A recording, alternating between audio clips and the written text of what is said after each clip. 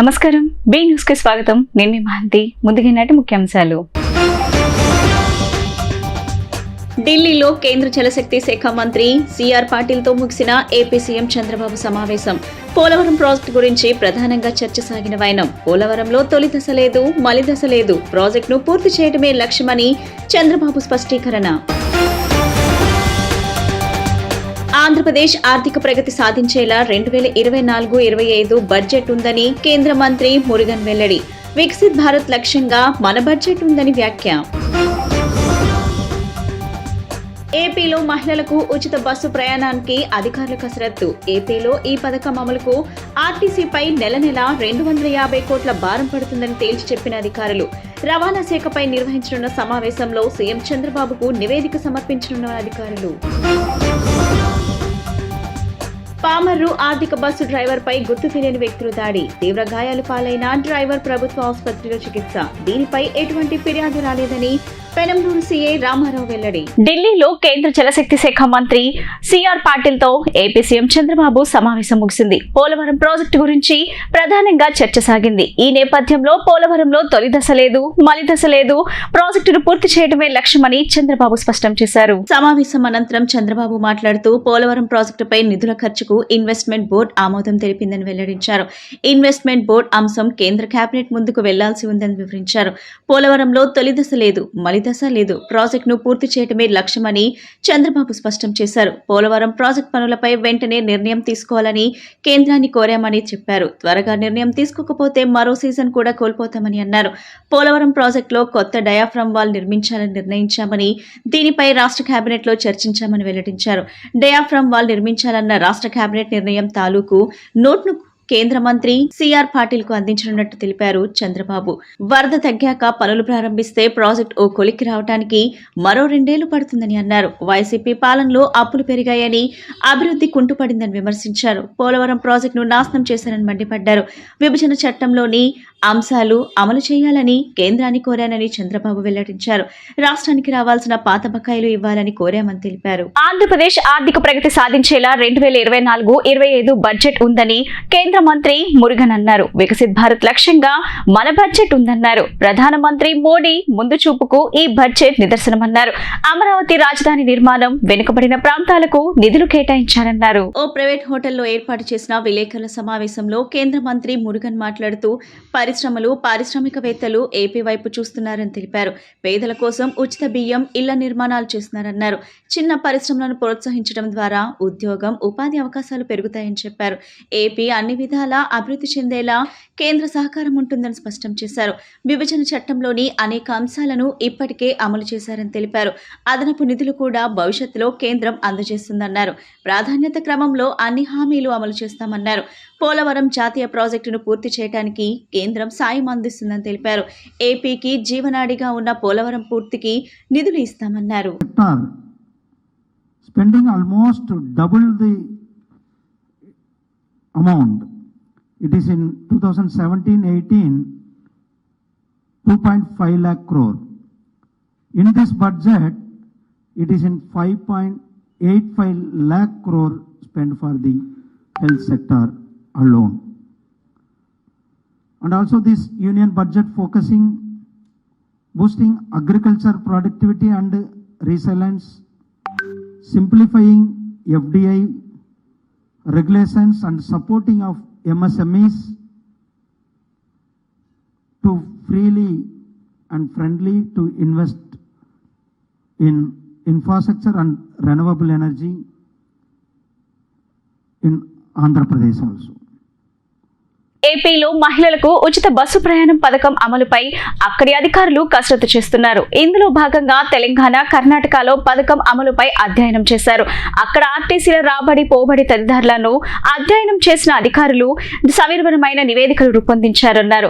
ఏపీలో పథకం అమలుకు ఆర్టీసీపై నెల 250 కోట్ల భారం పడుతుందని తేల్చారు. సోమవారం ఏపీ సీఎం చంద్రబాబు ఆర్టీసీ రవాణా శాఖలపై నిర్వహించిన సమావేశంలో ఈ నివేదిక చర్చకు రానుంది.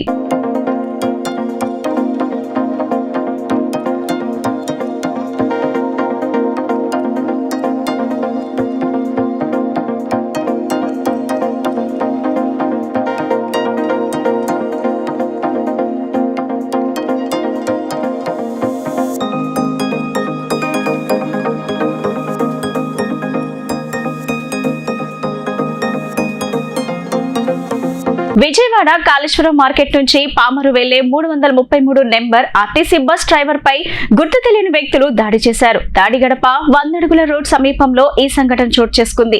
తీవ్ర గాయాల పాలైన బాధితుడు ప్రస్తుతం విజయవాడ ప్రభుత్వ ఆసుపత్రిలో చికిత్స పొందుతున్నారు. విద్యాధరపురం డిపోకు చెందిన bus driver Srinivasarao, conductor Nagaraju 20 మంది ప్రయాణికులతో బస్సు పామరుకు బయలుదేరింది. 100 అడుగుల రోడ్డు వద్ద ముందు ఆగి ఉన్న బైక్ ను తాకింది. దీనిపై బస్సు డ్రైవర్ ద్విచక్ర వాహనదారుడి మధ్య వాగ్వాదం చోటు చేసుకుంది. ట్రాఫిక్ కానిస్టేబుల్ కలెక్ట్ చేసుకుని ఇద్దరి వాహనాలను పక్కకు తీయాలని సూచించారు. శ్రీనివాసరావు బస్సును పక్కకు తీసే క్రమంలో ఓ కారుకు తగిలింది. దీంతో అందులో ఉన్న యువకులు రెచ్చిపోయి అతడిపై దాడికి పాల్పడ్డారు. అనంతరం అక్కడి నుంచి వెళ్లిపోయారు. తీవ్ర గాయాల పాలైన బాధితుడు ప్రస్తుతం విజయవాడ ప్రభుత్వాసుపత్రిలో చికిత్స పొందుతున్నారు. కండక్టర్ నాగరాజు ఆర్టీసీ ఉన్నతాధికారులకు సమాచారాన్ని అందించారు. దీనిపై ఎటువంటి ఫిర్యాదు రాలేదని పెనంలూరు సీఐ రామారావు తెలిపారు.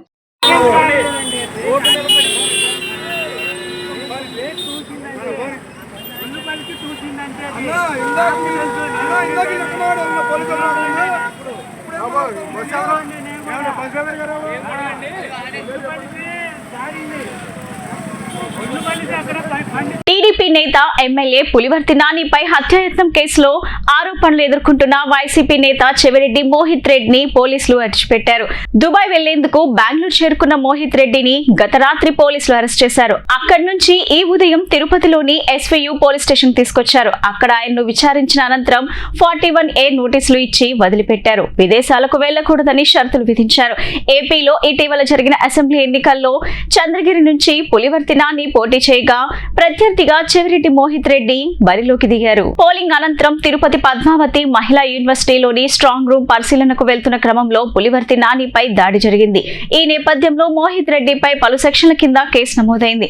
ఈ కేసులో మోహిత్ రెడ్డి 37వ నిందితుడిగా ఉన్నారు. ప్రజలకు చట్టసభలకు ముఖం చాటేసే దుస్థితిని తన చేష్టలతో జగన్మోహన్ రెడ్డి తెచ్చుకున్నారని టీడీపీ పొలిట్ బ్యూరో సభ్యుడు యనమల రామకృష్ణుడు ఆరోపించారు. ప్రతిపక్ష హోదా ఇస్తామంటే సీఎం పదవి ఇస్తేనే శాసనసభకు వస్తాననే షరతు కూడా ఆయన పెడతారేమోనని ఆయన ఎద్దేవా చేశారు. టీడీపీ కేంద్ర కార్యాలయంలో ఏర్పాటు చేసిన విలేకరుల సమావేశంలో మాజీ మంత్రి యనమల రామకృష్ణుడు మాట్లాడుతూ అసెంబ్లీలో ప్రవేశపెట్టిన శ్వేతపత్రాన్ని వక్రీకరించిన జగన్తో పాటు సాక్షి పత్రిక సభా హక్కుల ఉల్లంఘనకు పాల్పడినట్లు విమర్శించారు. చట్టసభల సమాచారాన్ని వక్రీకరించిన వారిపై చర్యలు తప్పవని హెచ్చరించారు. రాష్ట్ర ఖజానాకు చేరాల్సిన సొమ్ములతో జేబులు నింపుకున్న వైసీపీ నాయకులు వాస్తవాలు బయటపెడితే జీర్ణించుకోలేకపోతున్నారని అన్నారు. 5 ఏళ్లలో వైఎస్ఆర్సీపీ ప్రభుత్వం ఖజానాను ఖాళీ చేసి ఇప్పుడు అడ్డగోలుగా మాట్లాడటం దారుణమని ఆక్షేపించారు. జగన్మోహన్ రెడ్డి రాష్ట్రాన్ని విచ్ఛిన్నం చేసడానికి చాలా ఆధారాలు ఉన్నాయని చెప్పారు. రాజకీయ పునరావాసం కోసమే ఆయన ఢిల్లీ వెళ్లారని ఆరోపించారు. అసెంబ్లీ నుంచి పారిపోవడానికే సాధ్యం కాని ప్రతిపక్ష హోదాను అడుగుతున్నారని విమర్శించారు. శాసనసభ వ్యవహారాల్లో న్యాయస్థానం జోక్యం చేసుకోదని తెలుసు కూడా కోర్టుకు వెళ్లటం జగన్ డ్రామాలో భాగమేనని యనమల దుయ్యబట్టారు. అదేవిధంగా అసెంబ్లీలో 11 మంది సభ్యులు ఉన్నారు, జగన్ కూడా ఉన్నారు. వాళ్ళు వచ్చి ఆ డిబేట్లో పాల్గొని ఉంటే, డిబేట్లో పాల్గొన్నప్పుడు వాళ్ళకి అనుకున్నటువంటి విధానంలో వాళ్ళు మాట్లాడటానికి ఎప్పుడు స్వేచ్ఛ ఉంటుంది. అది తెలుగుదేశం పార్టీ ఎప్పుడు కూడా స్వేచ్ఛ కల్పిస్తుంది. కానీ అసెంబ్లీకి రాకుండా ఢిల్లీ పోవడం, ఈయనేమో బుగ్గన గారు సరే ఆయన ఓడిపోయాడు రావడానికి వీల్లేదు కాబట్టి విజయవాడ రాకుండా హైదరాబాద్లో ప్రెస్ మీట్ పెట్టడం, ఇవన్నీ చూస్తూ ఉంటే ఒక భయాందోళన ఉంది వాళ్ళ వైసీపీ నాయకుల్లో. ఎందుచేతంటే వాళ్ళు చేసినటువంటి తప్పులు, చేసినటువంటి అకృత్యాలు, చేసినటువంటి అవినీతి, వాళ్ళు చేసినటువంటి తప్పుడు విధానాలు వల్ల ఈనాడు రాష్ట్ర ఆర్థిక వ్యవస్థ చిన్నాభిన్నమైంది. ఆర్థిక వ్యవస్థ చిన్నాభిన్నం అవడమే కాకుండా అభివృద్ధి పూర్తిగా కుంటుపడింది. ఈ విధంగా మనం చూస్తే అభివృద్ధితో పాటు ఫైనాన్షియల్ సిస్టమ్ అంతా కొలాప్స్ అయింది. ఎప్పుడైతే ఫైనాన్షియల్ సిస్టమ్ కొలాప్స్ అయిందో రాష్ట్ర అభివృద్ధి జరగడం అనేటువంటిది చాలా కష్టం. అందుచేత డీటెయిల్స్గా పోతే నిన్న శ్వేతపత్రంలో కూడా చెప్పారు, రాష్ట్రంలో అభివృద్ధి జరగకపోవటానికి కారణం వీళ్ళు చేసినటువంటి అకృత్యాలు, ముఖ్యంగా న్యాచురల్ రిసోర్సెస్ మీద దోపిడీ విధానం మొదలుపెట్టారు. గత వైసీపీ ప్రభుత్వం విజయవాడ నగరపాలక సంస్థ పాలకపక్షం కొండ ప్రాంత వాసులను నిర్లక్ష్యం చేశాయని సిపిఎం రాష్ట్ర కార్యదర్శి వర్గ సభ్యులు సిహెచ్ బాబురావు, సిపిఎం కార్పొరేటర్ బోయే సత్యబాబు మండిపడ్డారు. తెలుగుదేశం కూటమి కొండ ప్రాంత వాసులను ఆదుకుంటామని చెప్పి అధికారంలోకి వచ్చారని, నగరంలోనూ పాతబస్తీలోనూ కొండ ప్రాంతాల్లో నివసిస్తున్న ప్రజల రక్షణకు, రక్షణ గోడల నిర్మాణానికి, అభివృద్ధి కార్యక్రమాలకు 100 కోట్ల రూపాయలు ప్రత్యేక ప్యాకేజ్ ని ప్రకటించాలని డిమాండ్ చేశారు. విజయవాడ పశ్చిమ నియోజకవర్గం పాతబస్తీలో 50-51వ డివిజన్లో కొండ ప్రాంతాల్లో సిపిఎం రాష్ట్ర కార్యదర్శి వర్గ సభ్యులు సిహెచ్ బాబురావు, సిపిఎం కార్పొరేటర్ బోయే సత్యబాబు తదితర సిపిఎం నేతలు పర్యటించారు. ఈ సందర్భంగా వారు మాట్లాడుతూ కొండ చర్యలు విరిగిపడిన ప్రాంతాలను అధికారులు పరిశీలించాల్సిన బాధ్యత లేదా అని ప్రశ్నించారు. విజయవాడ నగరంలో 16వ డివిజన్లో 2 లక్షల మంది కొండ ప్రాంతాల్లో నివసిస్తున్నారు. పశ్చిమ నియోజకవర్గంలోనే 12వ డివిజన్లో కొండ ప్రాంత వాసులు ఉన్నారు. ఇటీవల కురుస్తున్న వర్షాలతో పలు ప్రాంతాల్లో కొండ చర్యలు విరిగిపడుతున్నాయి, ఇళ్లు దెబ్బతిన్నాయని ఆవేదన వ్యక్తం చేశారు. మరికొన్ని ప్రాంతాల్లో కొండ చర్యలు విరిగిపడే ప్రమాదం ఉంది. ప్రజలు బిక్కుబిక్కుమంటూ ప్రాణాలు అరచేతిలో పెట్టుకుని జీవిస్తున్నారని విచారం వ్యక్తం చేశారు. గత వైసీపీ ప్రభుత్వం విజయవాడ నగరపాలక సంస్థ పాలకపక్షం కొండ ప్రాంత వాసులను నిర్లక్ష్యం చేశాయని మండిపడ్డారు. రక్షణ గోడలు కట్టకుండా కాలయాపన చేశారు. దీని వలన ప్రజల ప్రాణాలకు ముప్పు వాటిల్లుతున్నదని, రక్షణ కొరవడింది. ప్రజా సమస్యలను విస్మరించి ప్రజాప్రతినిధులు పెద్ద ఎత్తున అవినీతికి పాల్పడ్డారు. అభివృద్ధి కార్యక్రమాలకు, ప్రజల రక్షణకు నిధులు కేటాయించలేదని పలు విమర్శలు గుప్పించారు.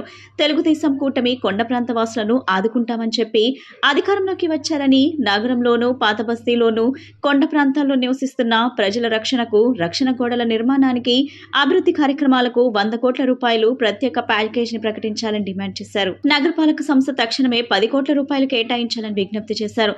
రక్షణ గోడల నిర్మాణం చేపట్టాలి. మెట్లు, కాలువలు, రోడ్లు రిపేర్ చేయాలి. మంచినీరు, డ్రైనేజ్, లైటింగ్ తదితర సౌకర్యాలను మెరుగుపరచాలని అన్నారు. కొండ ప్రాంతాల్లో నిలిచిపోయిన అభివృద్ధి కార్యక్రమాలను పునరుద్ధరించాలని కోరారు.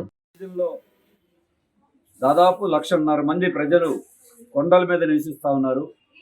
విజయవాడలో 16 డివిజన్లో 2 లక్షల మంది కొండల మీద ఉన్నారు. ఈ వర్షాలకి కొండ చర్యలు విరిగిపడిపోయి బిక్కుబిక్కుమంట ఎప్పుడు ఏ ప్రమాదం జరుగుతుందన్న భయాందోళనలో కొండ ప్రాంతాల ప్రజలు ఉన్నారు. ఇప్పటికే కొత్తపేటలో నిన్న కొండ చర్యలు విరిగిపడి ఇళ్ళు దెబ్బతిన్నాయి.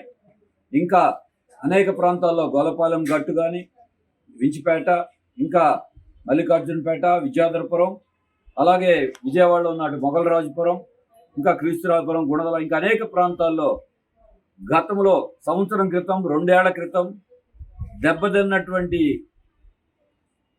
లేకపోతే పడిపోయినటువంటి కొండ చర్యలకి ఇప్పటి వరకు రిపేర్లు చేయలేదు. రిటైనింగ్ వాల్స్, రక్షణ గోడలు కట్టలేదు. మరి 2-3 ఏళ్ళు కూడా కట్టకపోతే, దాని బడ్జెట్ కేటాయించకపోతే ప్రజల ప్రాణాలని ప్రభుత్వాలే తీస్తూ ఉన్నాయి. పడిపోతాయని ముందుగా హెచ్చరికలు చేసిన జనం పిటిషన్లు పెట్టుకున్న కళ్ళు తెరవట్ల. అందుకే కనీసం కొత్త ప్రభుత్వం వచ్చింది, అంతకుముందున్న ప్రభుత్వం పట్టించుకోవాలా. ఈ ప్రజాప్రతినిధులు స్పందించాలి. రేపు అసెంబ్లీ సమావేశాలు కూడా జరగబోతూ ఉన్నాయి. ఈ అసెంబ్లీ సమావేశాల్లోనైనా విజయవాడ నగరపాలక సంస్థకి, కొండ ప్రాంతాల అభివృద్ధికి 100 కోట్ల రూపాయల ప్రత్యేకమైనటువంటి ఒక ప్యాకేజీని ప్రకటించి కొండ ప్రాంతాల్లో రక్షణ గోడలు కట్టడం, అలాగే మెట్లు, రోడ్లు, ఇతర మౌలిక సదుపాయాలు, ప్రజలకు రక్షణ కల్పించాలి. కొండ ప్రాంతాలు, ఈ కొండ ప్రాంతాల్లో పశ్చిమ నగరంలో 12 డివిజన్ల కొండ ప్రాంతాలు ఉన్నాయి. ఈ వర్షాల కాలంలో ఏ కొండ ప్రాంతంలో కొండ చర్యతుందో, రిటైనింగ్ వాళ్ళు కూలుతుందో, ప్రజల ప్రాణాలు బలి తీసుకుంటుందని బిక్కుబిక్కుమన ఉన్న పరిస్థితుల్లో మరి గతంలో ఇప్పటికే అనేక డివిజన్లో రిటైనింగ్ వాల్ నిర్మాణం కోసం కౌన్సిల్ దృష్టికి తీసుకొచ్చినా కానీ బడ్జెట్ నిధులు కేటాయింపు చేయకపోవడం, మరోవైపు కాంట్రాక్టులకు బిల్లులు చెల్లించట్లేదని చెప్పి పనులు ఆగిపోవడం, ఈ రకంగా కొండ ప్రాంతాల అభివృద్ధి అనేది ఎక్కడ వేసిన కొంగలు అక్కడేలాగా ఉంది. కొండ ప్రాంతానికి సంబంధించినటువంటి యూజీడీ అండర్ గ్రౌండ్ డ్రైనేజ్ పనులు 20 ఏళ్ల క్రితం చేసినా కానీ ఇంతవరకు వినియోగంలో తీసుకురాల. దీనివల్ల పిచ్చింగ్లు ఎక్కడికక్కడ లూజ్ అయ్యి జారిపోతున్నటువంటి పరిస్థితి, పడిపోతున్న పరిస్థితి కూడా జరుగుతుంది. అలాగే కొండ ప్రాంతాల్లో కమ్యూనిటీ హాల్ నిర్మాణాల కోసం బడ్జెట్ కేటాయింపులు చేయట్లా. కార్పొరేట్ బడ్జెట్ అని పెట్టినా దాని గురించి పట్టించుకునే పరిస్థితి లేదు. గొల్లపాలెం గట్టు ప్రాంతం కానీ, అలాగే కోరి ప్రాంతం, మరి రక్షణ చర్యలు తీసుకోవాలి కోరి ప్రాంతాన్ని కానీ కోరినా కానీ కనీసం ఇంతవరకు చర్యలు ఏమాత్రం తీసుకోవడం లేదు. సొరంగ మార్గం అటు ఇటు రాకపోకలు సాగిస్తున్నటువంటి వేలాది మంది ప్రజలకి బండరాళ్ళు పడి అనేక మంది తీవ్ర గాయాలు అవుతున్నారు, మరణించే పరిస్థితి వస్తుంది. వాటికి చర్యలు తీసుకోమన్నా కానీ తీసుకునే పరిస్థితి జరగట్లా. ఈ రకంగా కొండ ప్రాంత ప్రజల ప్రాణాలనే ఈరోజు గాలి వదిలేసినటువంటి పరిస్థితి. వీళ్ళ పదవులు, సీట్లు, వీటికి సంబంధించి ఆలోచన తప్ప ఈ కొండ ప్రాంతాల్లో ఎక్కడెక్కడ రిటైనింగ్ వాళ్ళ ప్రమాదం. కేంద్ర ప్రభుత్వం ఇటీవల ప్రవేశపెట్టిన బడ్జెట్ లో రాష్ట్రాలకు తీవ్ర అన్యాయం జరిగిందని సిపిఎం పొలిట్ బ్యూరో సభ్యులు బివి రాఘవులు పేర్కొన్నారు. సిపిఎం ఆధ్వర్యాన కేంద్ర బడ్జెట్ పై ఆన్లైన్ లో విశ్లేషణ జరిగింది. సిపిఎం రాష్ట్ర కార్యదర్శి వర్గ సభ్యులు వై వెంకటేశ్వరరావు అధ్యక్షతన జరిగిన ఈ సమావేశంలో రాఘవులు మాట్లాడుతూ ఆర్థికాభివృద్ధి స్థిరంగా బాగుందని, కేంద్ర ప్రభుత్వం చెబుతున్న అంశాలు వాస్తవం కాదన్నారు.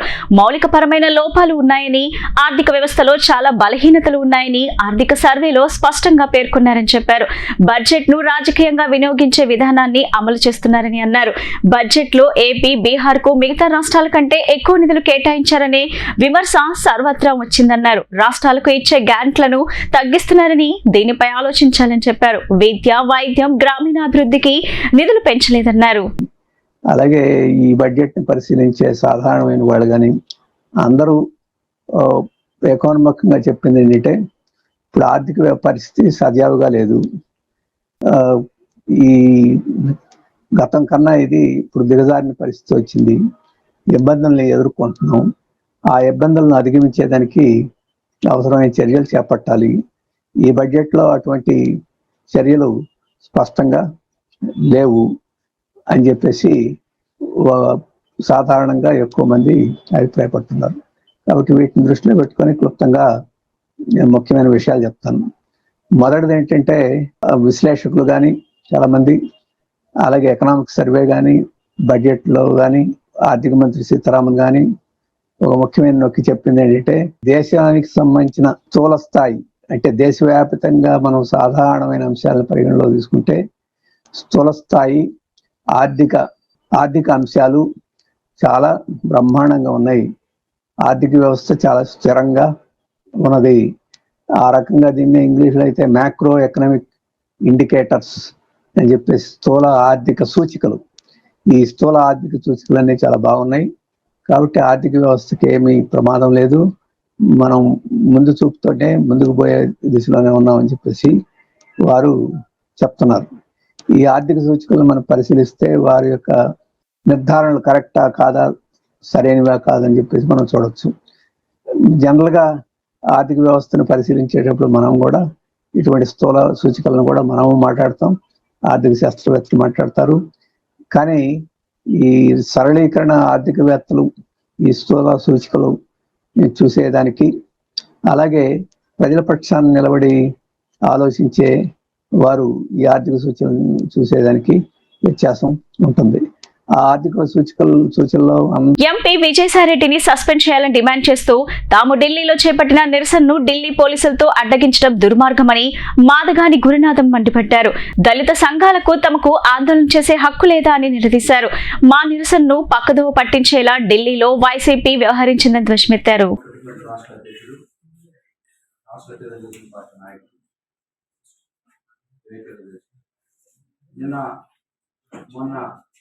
ఢిల్లీలో జరిగినటువంటి ఎపిసోడ్లో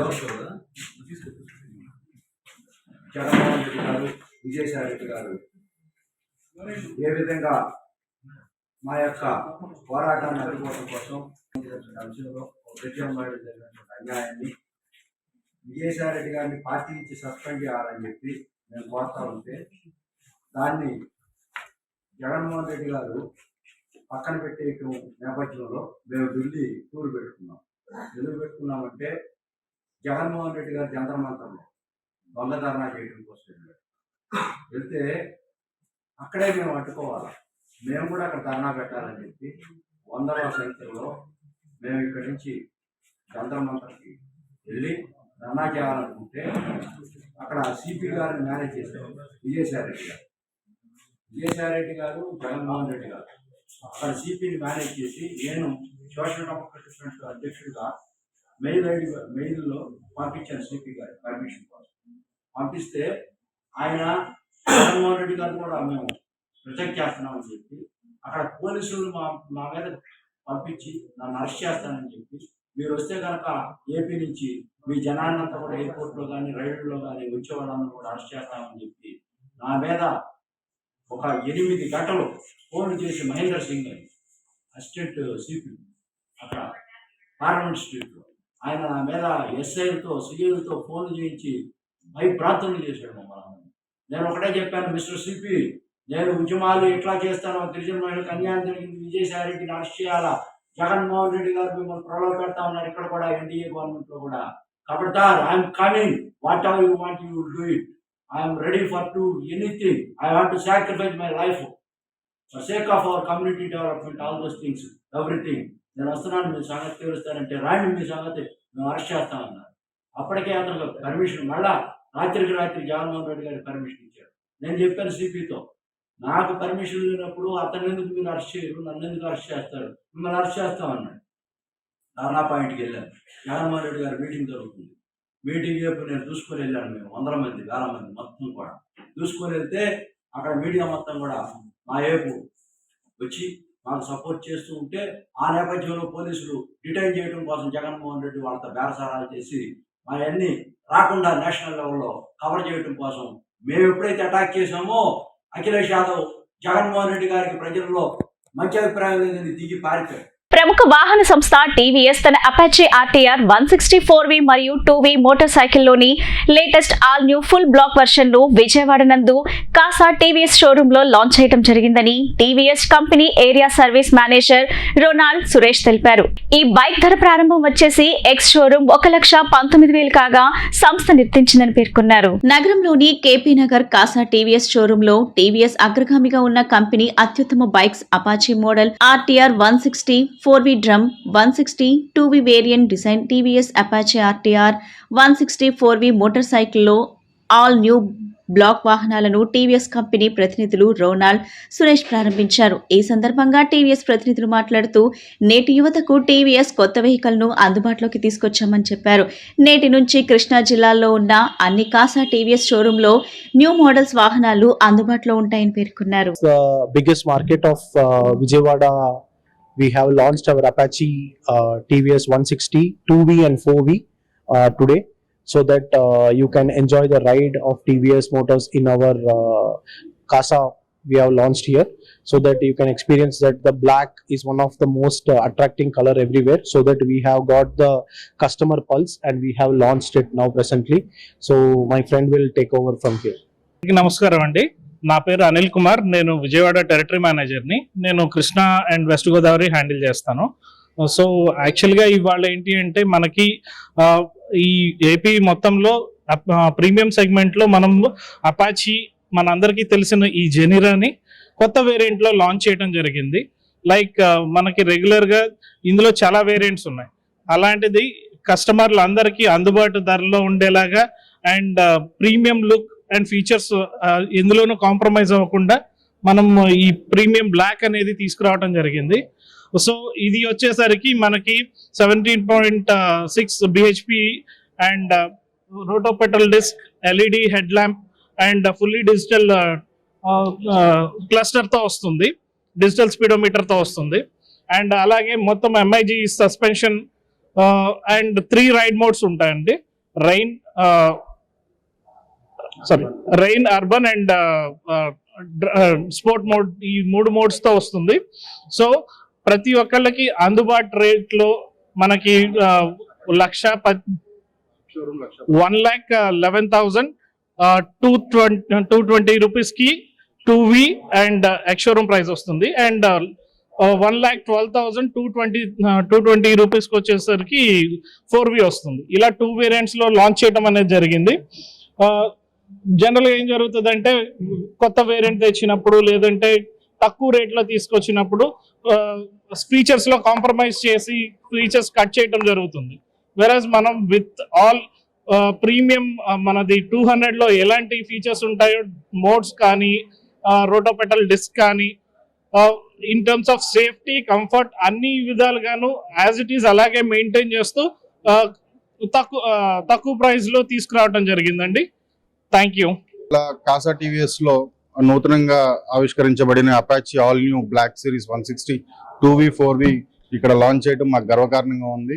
అలాగే కంపెనీ ప్రతినిధులు అందరూ కూడా ఇక్కడికి వచ్చి ఈ వేరియంట్ ని సక్సెస్ఫుల్ గా లాంచ్ చేయడంతో పాటు ఈ మోడల్స్ అన్ని కూడా మాకున్న బ్రాంచుల్లో గుడివాడ, మచిలీపట్నం, గన్నవరం, కేపీ నగర్, కానూరు, అంగిపాడు, ఉయ్యూరు, చల్లపల్లి, అవినిగడ్డ షోరూమ్ లో రేపటి నుంచే తక్షణంగా అమ్మకాలకి అవైలబుల్ లో పెట్టడం జరుగుతుంది. 162V వచ్చి 1,12,000 ఎక్స్ షోరూమ్ ప్రైస్ కి, 164V వచ్చి 1,19,000 ఎక్స్ షోరూమ్ ప్రైస్ కి మీకు అందుబాటులో ఉండడం జరుగుతుంది. ఈ ప్రతి ఒక్కళ్ళు కూడా ఈ అవకాశాన్ని ఉపయోగించుకోండి. అతి తక్కువ డౌన్ పేమెంట్, అతి తక్కువ రేట్లో ఈ వెహికల్ అపాచీ వెహికల్ అవైలబిలిటీలో ఉంటుంది మీకు. నా పేరు సతీష్, కాసా టీవీఎస్ నుంచి ఆమె జనరల్ మేనేజర్. వార్తలు ముగించే ముందు ముఖ్యాంశాలు మరోసారి. ఢిల్లీలో కేంద్ర జలశక్తి శాఖ మంత్రి సిఆర్ పాటిల్తో ముగిసిన ఏపీ సీఎం చంద్రబాబు సమావేశం. పోలవరం ప్రాజెక్టు గురించి ప్రధానంగా చర్చ సాగిన వైనం. పోలవరంలో తొలి దశ లేదు, మలి దశ లేదు, ప్రాజెక్టును పూర్తి చేయడమే లక్ష్యమని చంద్రబాబు స్పష్టీకరణ. ఆంధ్రప్రదేశ్ ఆర్థిక ప్రగతి సాధించేలా 2024-25 బడ్జెట్ ఉందని కేంద్ర మంత్రి మురుగన్ వెల్లడి. వికసిత్ భారత్ లక్ష్యంగా మన బడ్జెట్ ఉందని వ్యాఖ్య. ఏపీలో మహిళలకు ఉచిత బస్సు ప్రయాణానికి అధికారుల కసరత్తు. ఏపీలో ఈ పథకం అమలుకు ఆర్టీసీపై నెల 250 కోట్ల భారం పడుతుందని తేల్చి చెప్పిన అధికారులు. రవాణా శాఖపై నిర్వహించనున్న సమావేశంలో సీఎం చంద్రబాబుకు నివేదిక సమర్పించనున్న అధికారులు.